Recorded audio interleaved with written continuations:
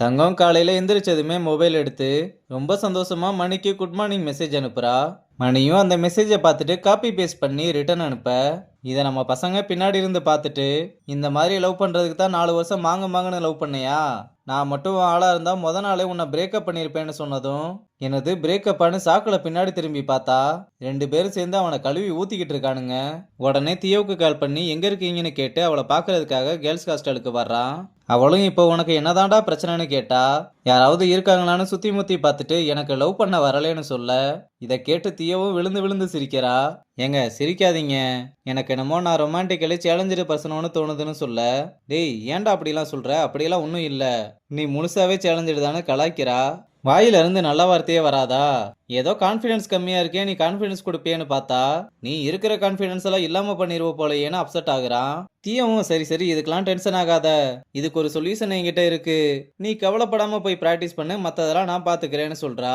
அப்புறம் தீயவும் நம்ம பசங்க கிட்ட விஷயத்த சொல்லி ஃபர்ஸ்ட் தங்கத்துக்கும் மணிக்கும் இருக்கிற ஆக்வேர்டை போக வைக்கணும்னு சொல்ல, அதுக்கு என்கிட்ட ஒரு ஐடியா இருக்குன்னு அவங்க 2 பேரையும் டேட்டுக்கு அனுப்பலாம்னு சொன்னதும், தியோவும் இது ரொம்ப நல்ல ஐடியாவா இருக்கேன்னு சைடு கேப்ல நீயும் நானும் சேர்ந்து டபுள் டேட்டா போயிடலாம்னு சொல்றா. அதுக்கு பாண்டாவும் என்னதான் அவங்கள டேட்டுக்கு அனுப்புனாலும் அந்த ஹாய் ஹலோ ஸ்டேஜை தாண்ட மாட்டாங்க போலயேன்னு சொல்றான். உடனே மாத்தையனும் அப்ப ட்ரிபிள் டேட்டா போயிடலாம்னு ரிஷியையும் வர்ஷாவையும் உள்ள சேர்த்துக்கிறான். மாத்தையன் இப்படி சொன்னதுமே ரிஷியோட மூஞ்ச பாருங்களேன், சூரியனோட மொத்த வெளிச்சமும் ரிஷியோட மூஞ்சில வந்துருச்சு. அப்ப தியோ என்ன நினைச்சான்னு தெரியல, வேகமா ஓடி வந்து ரங்கங்கிட்ட, நீங்க இந்த வாரம் சென்னைக்கு போறதுக்கு பதிலா எங்க கூட வரலாமே, நான் மாத்தையன் ரிஷி வர்ஷா அப்புறம் தங்கம் மணி நீங்களும் சேர்ந்து டேட் போலாம்னு கூப்பிட, ஒழுங்கு மரியாதையா ஓடி போயிருன்னு சொல்லிட்டு போறான். அப்புறம் நம்ம தங்கமும் மணியும் உட்காந்து பேசிக்கிட்டு இருக்கும்போது, நம்ம பசங்க வந்து ட்ரிபிள் டேட் போக போறோம்னு பிளானை எக்ஸ்பிளைன் பண்ண, இத்தனை பேர் சேர்ந்து போனா அதுக்கு பேர் டேட் இல்ல ஐவின்னு சொல்றான். மாத்தையனும் டேட்னா ஒருத்தருக்கு ஒருத்தர் புரிஞ்சுக்கிறது, கியூட்டான மெமரிஸை கலெக்ட் பண்றதுன்னு சொல்லி புரிய வைக்கிறான். இதை கேட்டு தங்கமும் எல்லாருமே சேர்ந்து போனா நல்லாதான் இருக்கும்னு சொல்றா. சரி அப்ப எங்க போலாம்னு எல்லாருமே யோசிச்சுக்கிட்டு இருக்க, அப்ப மாத்தின்னு என்கிட்ட ஒரு பிளான் இருக்குன்னு இதுவரை நீங்க பார்க்காத தூத்துக்குடியே காட்ட போறேன்னு சொன்னதும் எல்லாருமே இதை கேட்டு ரொம்பவே எக்ஸைட் ஆகுறாங்க. அங்க கட் பண்ணா நம்ம பசங்களாம் பிராக்டிஸை முடிச்சுட்டு உட்காந்துருக்கும் போது கல்யாணி தங்கத்துக்கிட்ட, பிராக்டிஸ் பண்ணும்போது உன் மேல எனக்கு கான்பிடன்ஸே இல்லாம இருந்தது, ஆனா டோர்னமெண்ட்ல மாஸ் காட்டிட்ட, ஃபைனல் மேட்ச்ல நீ கொஞ்சம் இன்னும் ரன்ஸை புஷ் பண்ணியிருந்தா கண்டிப்பா நம்ம வின் பண்ணி இருக்கலாம்னு சொல்லிக்கிட்டு இருக்கும்போது, அப்ப சம்பந்தமே இல்லாம பத்மா வந்து என்னாலதான் தோத்தோம்னு சொல்றீங்களான்னு கேட்க, நாங்க உன்னை பத்தி பேசவே இல்லை, தங்கத்தை பத்தி தான் பேசிக்கிட்டு இருக்கோம்னு சொன்னாலும் அதை எதையுமே புரிஞ்சுக்காம, அப்ப தங்கம் நல்லா விளையாடுறா நான் நல்லா விளையாடலையான்னு ஆர்கியூ பண்ண ஆரம்பிக்க, கல்யாணியும் நீ நல்லா தான் விளையாடுற, ஆனா ரீசெண்ட் டைம்ஸ்ல ரொம்பவே கேர்லெஸ்ஸா இருக்கேன்னு சொன்னதும் உடனே அந்த வார்த்தையை பிடிச்சுக்கிட்டு, மற்றவங்க தான் என்ன அப்படி நினைக்கிறாங்கன்னா நீயும் என்ன அப்படிதானே நினைக்கிற, நான் உங்களுக்கெல்லாம் அவ்வளோ வேண்டாதவளா போயிட்டேன் நான், பேசுங்க உங்களுக்கு என்னெல்லாம் தோணுதோ அதெல்லாம் பேசுங்கன்னு அங்கேருந்து அழுதுகிட்டே கிளம்புறா.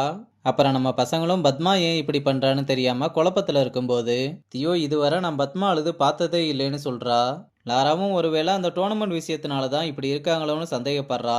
ஏதோ ஒன்று, ஆனால் கண்டிப்பாக நம்ம இதை பற்றி அவகிட்ட பேசியே ஆகணும்னு முடிவுக்கு வர்றாங்க.